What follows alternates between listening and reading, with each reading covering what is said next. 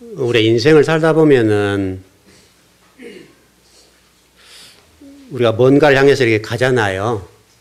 가는데 한참 가다가 내가 왜 가고 있는지를 잊어버릴 때가 있잖아요. 그럴 때 있죠. 그러면 한참 가다가는 내가 왜 여기 서 있지? 가끔 그럴 때가 있는 것 같아요. 우리가 예배당에 모일 때도 똑같아요. 우리가 예배당에 모이는 목적이 뭐예요? 예배당에 모이는데 목적이 있는 것이 아니라 하나님의 소리를 듣고 싶어서 모인 거잖아요. 그렇죠, 여러분?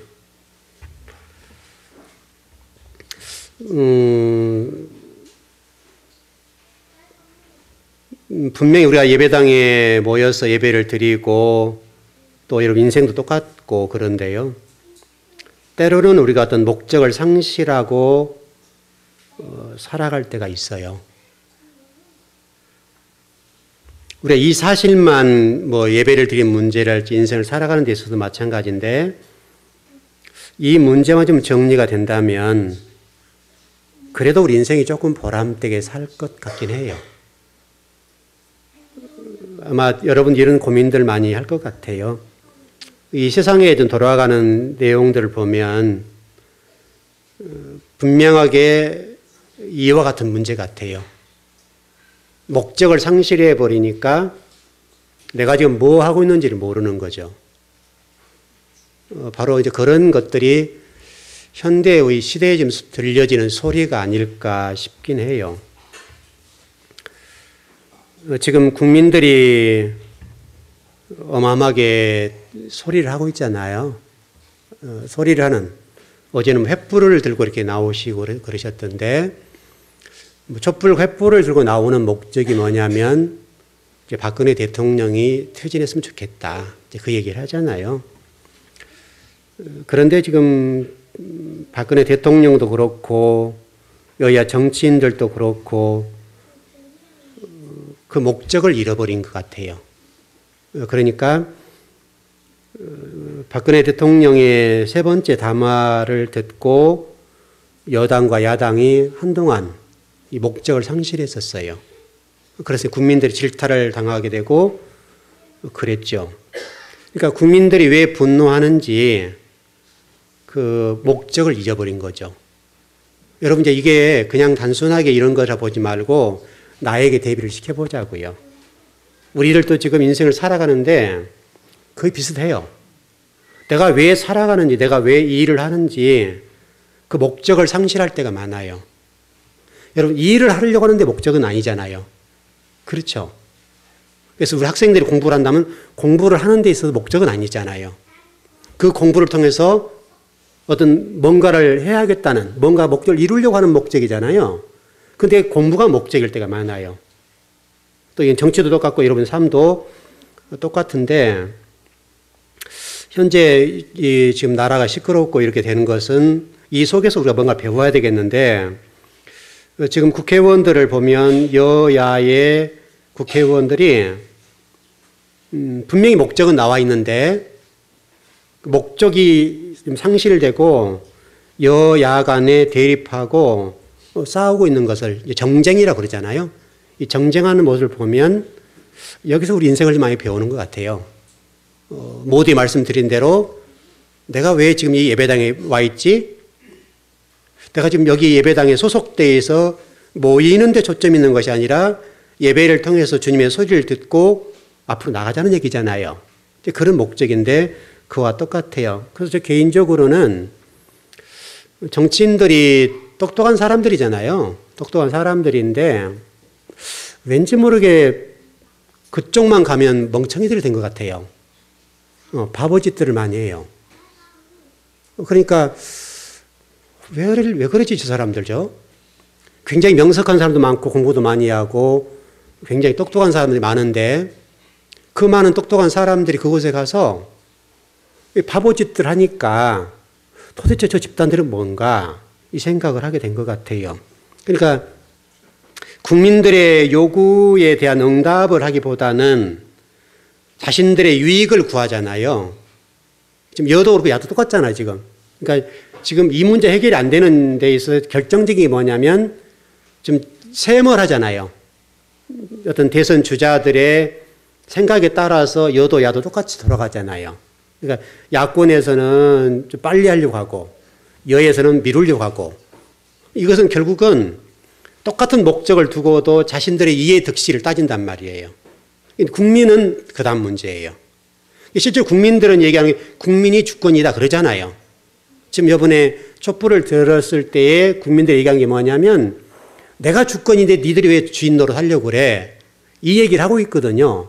근데 현재도 똑같이 여야의 지도부나 대선 주자들의 내용들을 들어보면 자신들의 주권이 가지고 있고 주인이고 국민들은 그들이 존재하는 사람으로 이해를 하니까 국민들이 여도 야도 너희를 잘못하고 있다 이렇게 얘기를 하잖아요. 그래서 점차적으로 지금 이 광화문에서 어디로 향하고 있어요? 이제는 이 물론 청와대를 향하고 있지만 거기뿐만 아니라 이제는 국회의사당으로 향하고 있잖아요. 이제 너희들도 이제는 갈아야 돼. 너희들 지금 대통령만 하는 그런 것이 아니라 너희들도 갈아엎어야 된다. 이렇게 얘기가 나오고 있어요. 그러니까 국회의원들은 그거를 모르는 거예요, 지금.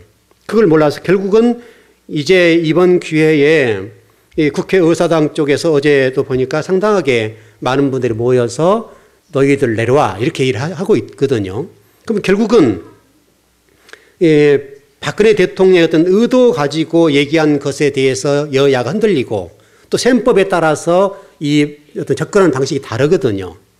셈법의 문제인데 결국은 만일에 박근혜 대통령이 어떤 의도를 가지고 얘기했다 하더라도 여러분 여기 많이 배우셔야 돼요, 여기서. 어떤 의도를 가지고 얘기했더라도 그 의도를 뛰어넘는 방향으로 가면 되잖아요. 그 의도를 잊고 반대로 가면 될 거 아니에요. 그래서 여야가 그 의도에 휘말려 가지고 정신을 못 차리거든요, 지금. 그것을 박근혜 대통령이 모를 리가 없잖아요.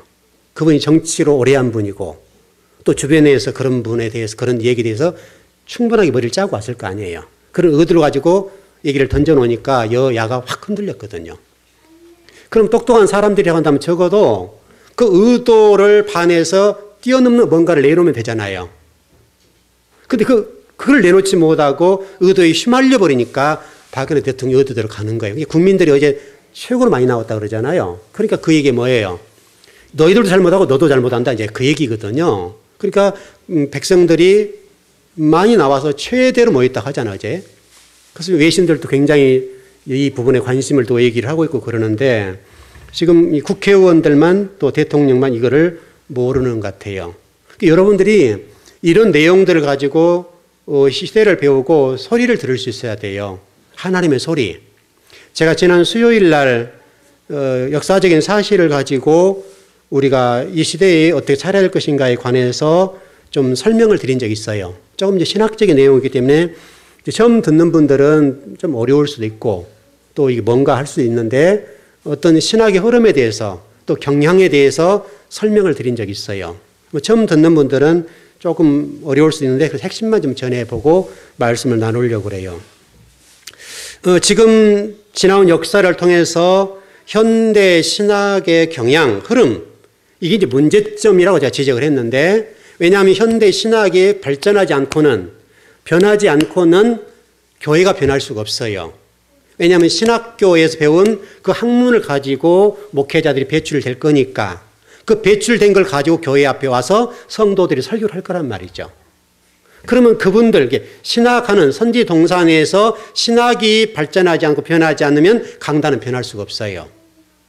그런데 현대 신학의 경향이 이렇게밖에 안 되는 거예요. 현대 신학의 어떤 흐름이나 경향이 한국교회 수준에 이렇게 될 수밖에 없는 상황이에요.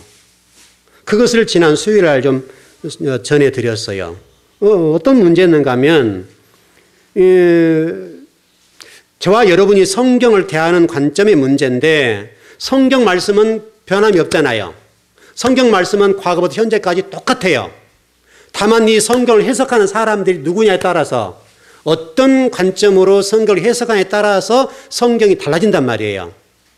그러니까 성경을 해석하는 사람이 문제잖아요. 그 성경을 해석하는 사람이 성경적인 관점으로 하나님의 관점을 성경 해석하면 문제가 없는데 문제는 성경을 해석하는 사람들이 인간적인 관점, 인간적인 지식으로 동원해서 성경을 해석하면 안 맞게 된단 말이죠. 그러니까 우리가 설교를 듣는데 하나님 말씀 이런 내라고 할지 몰라도 실질적으로는 하나님 말씀과는 별개일 수 있어요. 그래서 이 성의 어떤 신학의 흐름이라고 하는 것들이 너무너무 중요한 거예요. 이것이 지금 굉장히 오랜 기간 동안에 그런 과정을 거쳐서 굳어졌어요. 굳어지니까 우리가 그것이 뭐가 잘못된지를 모르고 옳거니 한단 말이죠. 여러분, 우리 기독교 역사에서 절대 잊지 말 역사가 있어요. 그게 초대교회부터 시작됐던 그 모든 신학의 흐름이 325년까지 굉장히 발전했어요. 그래서 그때는 굉장히 박해 시대잖아요. 로마가 세계를 통치할 때고 이 325년의 기독교가 아주 찬란히 꽃피는 시간인데 이 찬란히 꽃피는 그 시간까지는 엄청난 박해가 있었어요. 기독교가 박해를 받으면 받을수록 기독교는 찬란하게 꽃폈다고요. 그리고 정말 하나님의 소리가 이 땅을 지배했어요. 그 어떤 총칼 앞에서도 굴하지 않았다고요. 바로 여기에는 신학의 흐름의 힘이었어요. 이제 325년에 이 콘스탄티누스라고 하는 로마 황제가 등장해요. 이 사람이 로마를 보니까 로마 미래가 불안전하고 이 325년을 기점으로 로마가 쇠퇴하기 시작했어요. 그래서 쇠퇴하는 이 부분에 관해서 이 황제라는 사람이 어떤 생각을 했는가 하면 그렇다면 이 로마의 미래 천년을 위해서 어떻게 해야 될 것이냐. 이 문제를 가지고 다양한 학자들을 동원해서 연구했어요. 연구를 했는데 당시 상황을 보니까 이 로마라는 곳에서 수많은 나라들이 흡입됐겠잖아요. 흡입되면서 종교도 흡입되고 모든 민족도 흡입, 문화도 흡입되고 다 흡입이 됐단 말이죠. 왜냐하면 로마가 힘이 있으니까요. 그러니까 이 학자들이 얘기를 해보니까 이러저런 종교를 다 동원하고 다 연구를 해본 거죠. 근데 정말 좋은 게 뭐가 있어요? 기독교가 있었어요. 핍박을 받으면 받을수록 로마에 의해서 죽임당하고 정말 배고픔을 당하고 무진 고통을 겪는데 기독교만 성장하거든요. 다른 모든 종교는 성장을 못해요. 그럼 도대체 이들이 왜 이렇게 핍박을 가하고 죽임을 당하고 배고픔을 당하고 또 내쫓김을 당하고 고난당하고 박해를 당하는데 이렇게 성장하는가? 왜냐하면 박해를 하면 할수록 성장하니까. 그래서 로마 학자들이 어떻게 결론을 냈는가 하면 이들에게 우리가 따라가지 못할 뭔가 있다. 그 세 가지를 딱 끄집어냈어요. 순종, 유일신 하나님에 대한 절대적인 순종, 그 다음 믿음, 이 행위라고 하는 이것이 있어서 기독교가 성장한다는 거예요. 그러니까 핍박을 가면 갈수록 하나님의 어떤 주권과 진리 앞에 순종하는 뭐가 있다는 거죠. 그러니까 그것을 로마를 번성케 하고 앞으로 미래 7년 동안에 로마가 세계를 지배하는 데 있어서 이걸 활용하자는 거예요. 그리고 그걸 끌어왔어요. 끌어와서 로마가 그걸 7년의 미래를 준비를 하는 거죠. 그리고 그 안에 이제 로마 카톨릭을 집어넣는 거죠. 그 로마 카톨릭을 세워주면서, 왜냐하면 로마 카톨릭이라고 하는, 요즘으로 이제 기독교랑 개신교를 할 수 있겠는데, 이 종교랑을 들고 와서 많은 종교를 다 배제하고 기독교를 딱 들고 와서 거기에 국교화 시켰어요. 이제 로마가 국교가 기독교다. 예를 들어서 이제 기독교만이 우리의 종교다 이렇게 주장을 한 거죠. 근데 목적이 뭐예요, 여러분? 우리 기독교를 살려내는 목적이 아니라 자신의 로마의 제국의 미래를 위해서 그걸 활용한 거란 말이죠. 근데 우리는 그걸 몰랐잖아요. 이게 역사의 증언이에요. 그래서 이 로마 황제가 기독교를 들고 들어간 그게 로마 카톨릭이에요. 로마 카톨릭에 자신의 정권을 실어주고 국교화 시켜주니까 너무너무 좋잖아요. 근데 실상은 로마의 천년의 미래를 위해서 이 로마 카톨릭을 활용한 것뿐이었어요. 그게 기독교 공의예요. 기독교를 기독교로 국교로 인정하는 시간이라고요. 그게 325년 역사예요. 이 역사의 소리가 지금 우리에게 들려주는 거예요. 이렇게 지금 흘러가다가 그 당시에 이렇게 기독교가 발전할 수밖에 없었던 신학의 흐름이라고 하는 게 있었어요. 그 신학의 흐름이라는 게 뭐냐면 초대교회에 아주 중요한 학파가 있었어요. 그 학파가 안디오 학파하고 알렉산더 학파라고 하는 두 학파예요. 이 두 학파가 학문적, 신학이죠. 신학의 발전을 위해서 정말 공헌한 두 학파라고요. 놀랍게도 이 두 학파는 경향이 달라요. 그래서 이 두 학파가 어떻게 경향이 다른데 어떤 걸 취했냐에 따라서 신학이 달라진다고요. 왜냐하면 두 학파가 공존할 때는 문제가 안 됐어요. 그래서 안디옥 학파는 논리와 철학을 동원해서 조직신학이 발전했어요. 동시에 알렉산드리아 학파라고 하는 학파는 조직과 이런 것들이 아니라 문학이 발달됐어요.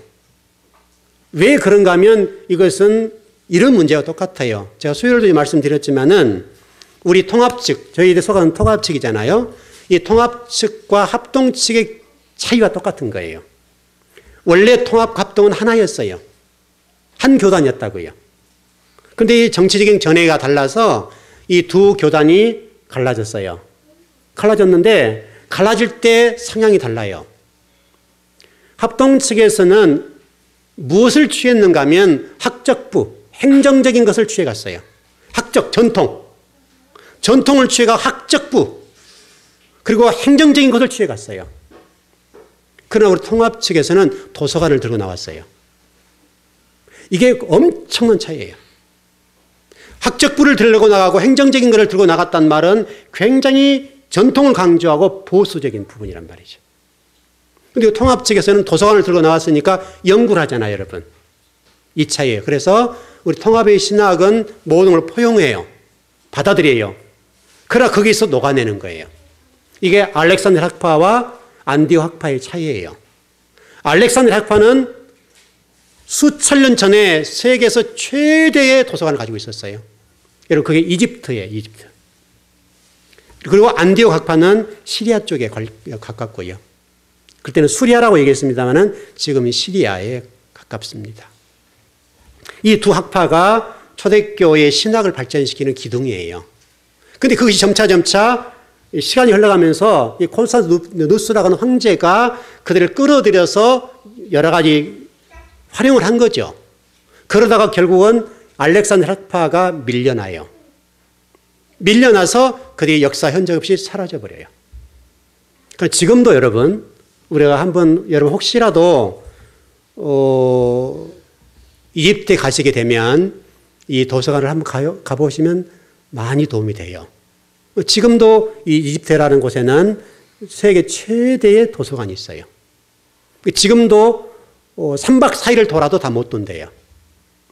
저도 좀 들은 얘기예요. 저도 안 가봤으니까 모르는데 학문적으로 들어본 거죠.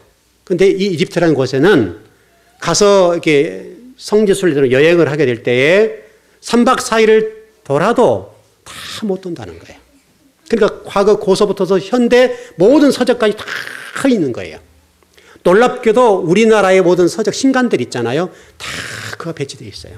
전부 다 배치되어 있어요. 이게 대단한 곳이에요. 대단한 곳. 바로 그것에 따라서 달라졌어요. 그래서 알렉산드리아 학파는 문학을 가까이 했잖아요. 접했잖아요. 학자들이. 책을 많이 봤단 말이에요. 그래서 이 알렉산드리아 학파의 신학, 특별히 성경을 해석하는 방법이 이 안디옥 학파와 달라요. 안디옥 학파는 논증하고 철학적인 관점이고 조직신학적인 관점이라 본다면 이 알렉산드리아 학파는 문학적이기 때문에 성서신학적인 관점이에요. 그러니까 성서신학적인 관점이라고 하는 것과 문학, 이 논증과 철학이라는 것, 조직이라는 관점은 완전하게 달라요. 여러분, 여러분 생각해 보시면 알 거예요. 하나님, 신존재 증명이라고 신학적인 용어로 그러는데 하나님에 대해서 논하시오. 이거는 조직신학적인 거예요. 이것은 논증인데 인간의 지식으로, 인간의 학문으로 하나님을 논하라는 말이에요. 가능해요, 불가능해요? 이것은 불가능한 거예요. 그러니까 그게 학문적인 될 수 있고 어떤 신앙적인 어떤 부분에 도움이 될 수 있지만은 실제로 끝에 가면 뭐가 되겠어요? 이게 망하는 거예요. 지금 그러니까 세계 신학의 흐름이 그렇게 흘러가고 있어요, 지금요. 세계 신학이 이렇게 철학적이고 또 조직 신학적이고 이렇게 되다 보니까 그 결과는 망하는 거예요. 한국 교회의 미래가 어떻게 되는 거예요, 지금요? 그렇게 하고 있는 거예요. 지금 한국 교회의 신학자들의 두드러진 특징, 인기 있는 교수들이 누구냐면 조직 신학자예요. 그래서 우리 장신대에도 성서 신학자가 부족해요. 실력 있는 사람이 없다고요. 제가 가장 안타까워하는 부분이에요. 그러니까 제가 이 성경을 연구하고 공부할 때에 우리 한국에는 어떤 놀라운 성서 신학자들 다 보잖아요. 논문도 보고 책도 사다 보기도 하고 다 보는데 우리 장신대 신학자, 성서 신학자가 거의 없어요. 그게 놀라운 일이에요.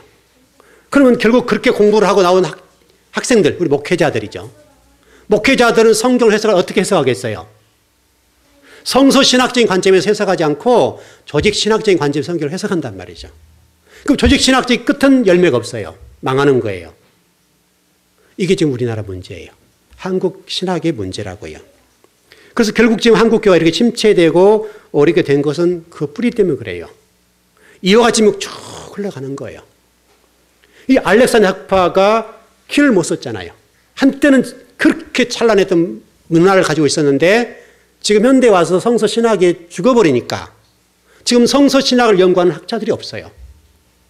그러니까 현재 정말 성서 신학을 공부하고 연구해서 한국 신학을 발전시키고 학생들의 성서 신학을 가르쳐서 그쪽에 많은 공부를 가르쳐 주면 되는 거란 말이죠. 근데 그게 안 돼요. 인간의 지식으로 성경을 해석해 놔니까 불완전하잖아요. 여러분 분명하죠? 성경이 성경을 답하게 해줘야 돼요. 자, 전번에 수요일 날 그런 질문을 던져봤었어요. 역대상 21장하고 사무엘하 24장에 보면 이 다윗이 인구조사하는 내용이 나와요.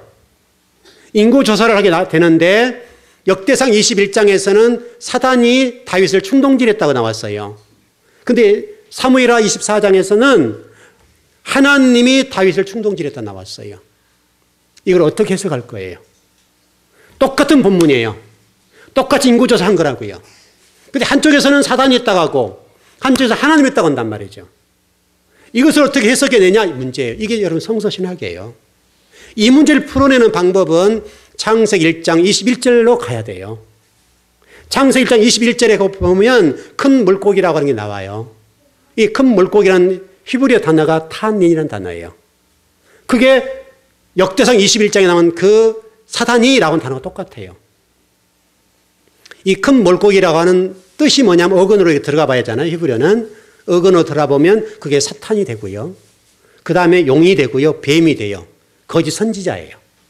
뜻이 어근이 그렇다고요.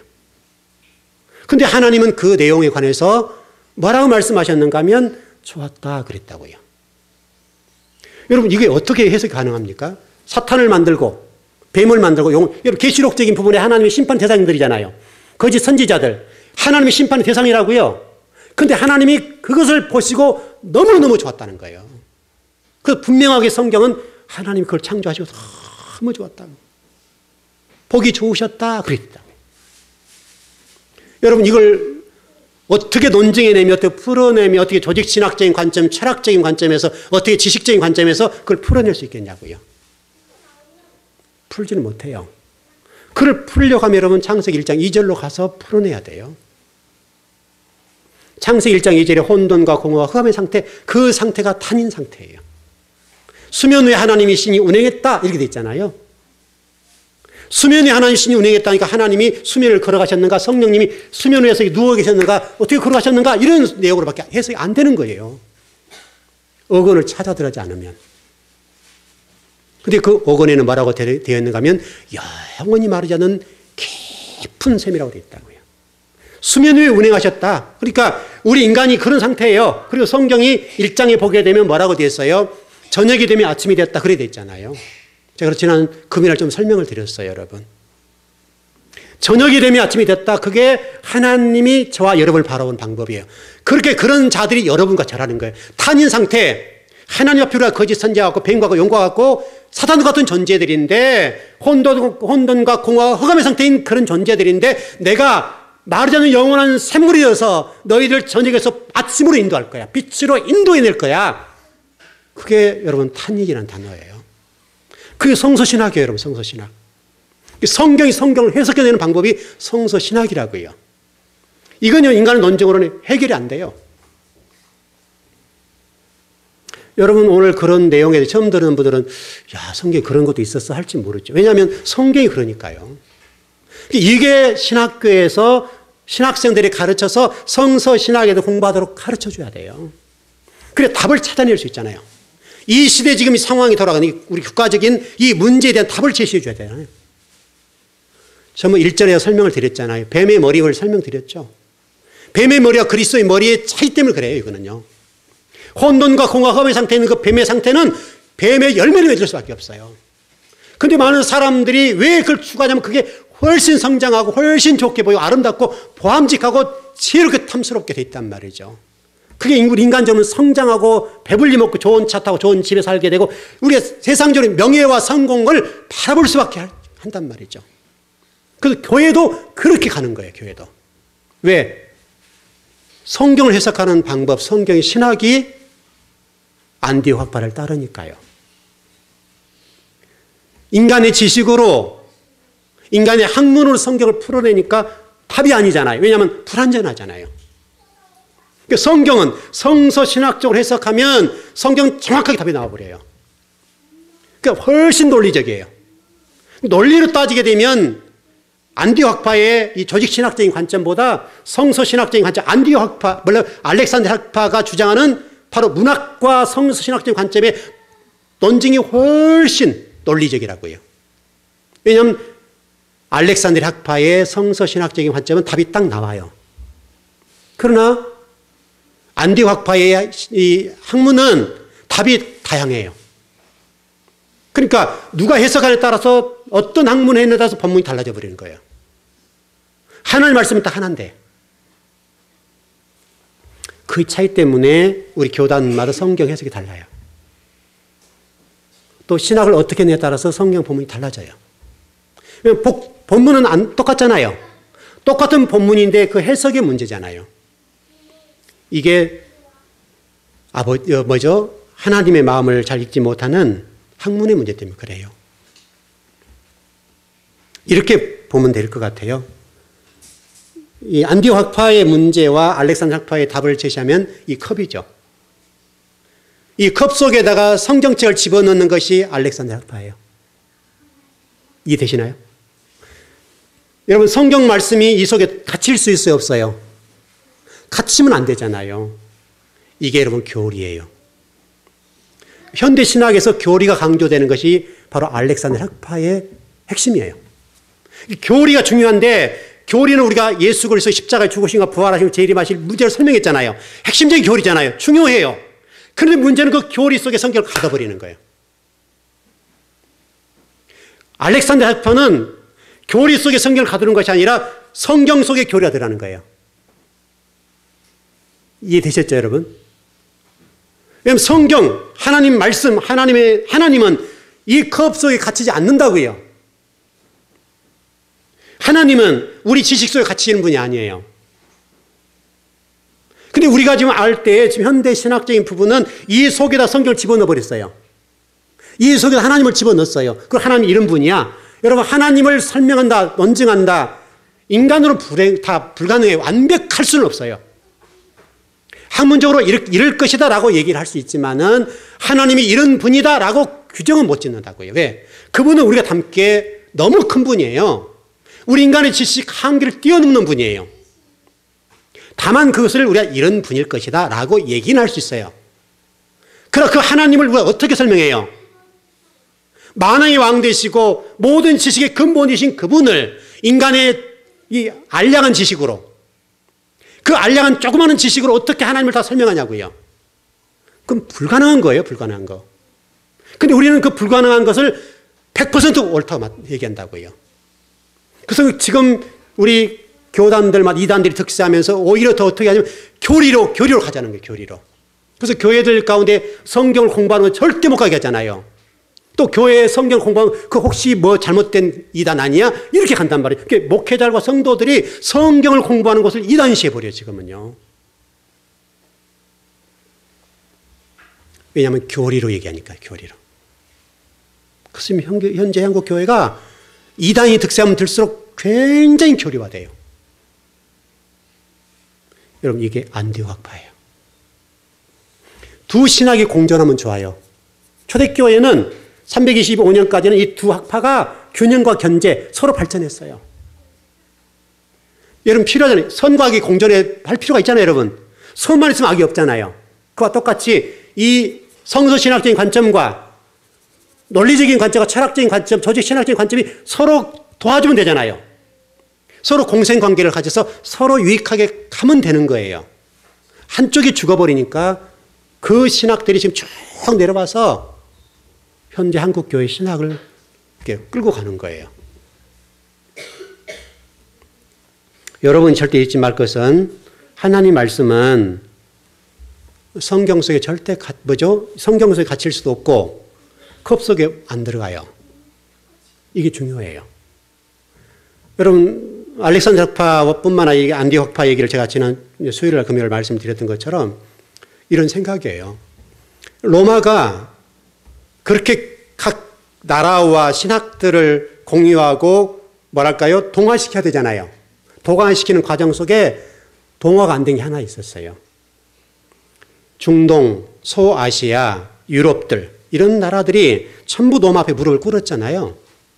근데 유럽과 중동, 소아시아의 어떤 인간의 어떤 사상 가운데 절대로 동화가 안 되는 거예요. 그게 무엇이었는가 하면 바로 여신 숭배 사상이에요. 여러분 지금도 그게 행해지고 있어요. 지금도 처녀를 신으로 섬기는 그런 나라가 있어요. 똑같은 얘기예요. 그런 것들이 안 되니까 그것을 로마가 카톨릭에 집어넣었어요. 그게 여러분 뭔지 아세요? 마리아 숭배 사상이에요. 로마 카톨릭은요, 철저히 로마의 그 계급적인 로마의 사상을 그대로 가지고 왔어요. 그래서 어떤 분들은 그 2단이다, 3단이다 얘기하는데 우리는 그걸 논할 것이 아니라 중요한 것은 로마가 가지고 있는 그 모든 구조와 정치, 체계와 모든 것들을 그대로 가지고 간 게 로마 카톨릭이에요. 그래서 여러분 추기경과 또 교황이 이런 계급적인 체계잖아요. 철저하게 계급적인 거예요. 우리는. 그 로마의 그대로 정치적인 것, 또 어떤 사상적인 것을 그대로 가지고 왔어요. 이게 지금 우리 한국에 있는 모든 천주교회라고 하죠. 로마 카톨릭도 여러분 딱 들어가면 뭐가 있어요? 마리아가 있잖아요. 왜냐하면 그것이 이 당시의 소아시아 지역의 여신 숭배 사상이 그대로 들어간 거예요. 정확한 거예요. 정확한 거. 이렇게 여러분 신학이 무서운 거예요. 그게 지금 우리 한국의 로마 카톨릭 천주교회의 현재 모습이에요. 그게 신학이에요. 신학의 문제예요. 그래 이 내용들이 종교 개혁을 했던 이유가 그것 때문에 종교 개혁을 했잖아요.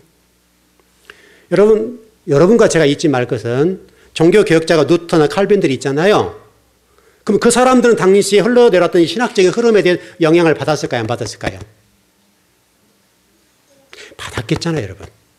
그러면 그분들이 어떤 종교 개혁에 관해서도 100%가 돼야 안 돼요?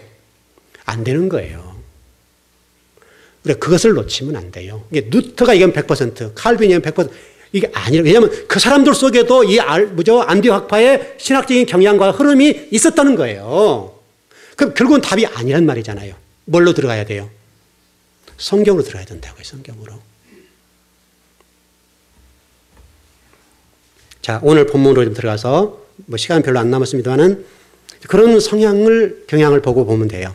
오늘 핵심적으로 공부할 내용은 침묵을 하는 데 있어서 반 시간쯤 침묵했다. 그래 돼 있잖아요. 이게 뭘까요, 여러분? 반 시간은 우리로 보면 30분이죠. 이게 왜 반 시간쯤 침묵했다라고 돼 있을까요? 이게 여러분 성경을 이렇게 파고 들어가야 될 내용들이에요. 이 단어가 히브리어 보니까 햄미 오리온이라는 단어예요. 성경 한번 보시죠. 레위기 16장입니다. 한번 이게 여러분 성서 신학적인 관점이에요. 보십시다.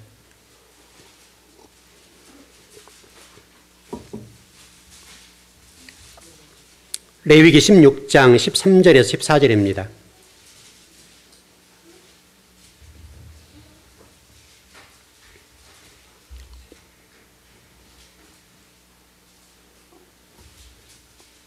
예, 같이 한번 시작. 여호와 앞에서 분향하여 향년으로 진것궤의 속죄소를 가리게 할지니 그리하면 그가 죽지 아니할 것이며 그는 또 숫송아지의 피를 가져다가 손가락으로 속죄소 동쪽에 뿌리고 또 손가락으로 그 피를 속죄소 앞에 7번 뿌릴 것이며, 이 장면이 여러분 뭐 같습니까? 이 장면이 뭐예요? 레위기니까 제사장들이 뭐를 하는 상태예요? 향을 피우고 있죠. 향을 피우고 있는 장면이에요. 그림을 그려보세요. 지금 성막이 있습니다. 제사장이 성소에 들어갔습니다. 그리고 백성들은 이 성전 뜰에 있습니다. 성전 뜰에서 제사장이 향을 피우고 있는 상태의 백성들은 그 성전 뜰에서 그걸 바라보고 있습니다. 근데 이 제사장이 가서 향을 피우는 시간이 얼마냐 이거예요. 그 향을 피우고 있는 시간이 30분이었다는 겁니다. 이해되시나요? 30분 동안 반 시간이니까 반 시간 동안 고요했다, 조용했다 그 말이니까 제사장들이 들어가서 향을 피우는 시간 동안에 성전 뜰에 있는 백성들 어떻게 했다고 얘기해요? 제사장이 나올 때까지 뭐 했겠어요, 여러분? 잡담하고 있었겠어요? 기도하고 있었겠어요? 조용하게 침묵하면서 하나님의 소리를 들으려고 기도했다 그 말이죠. 그게 이런 반 시간쯤이라는 말입니다. 이 얘기가 오늘 저와 여러분에게 주신 메시지입니다. 이 이야기는 신약성경에도 똑같이 나옵니다. 시간 관계상 좀 단축시켜 정리해 볼게요. 자, 누가복음 1장입니다. 한번 넘어가 보십시다.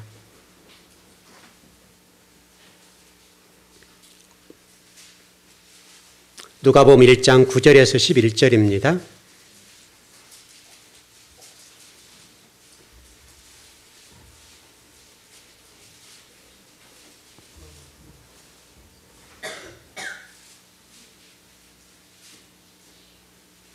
예, 누가복음 1장 9절에 11절 시작.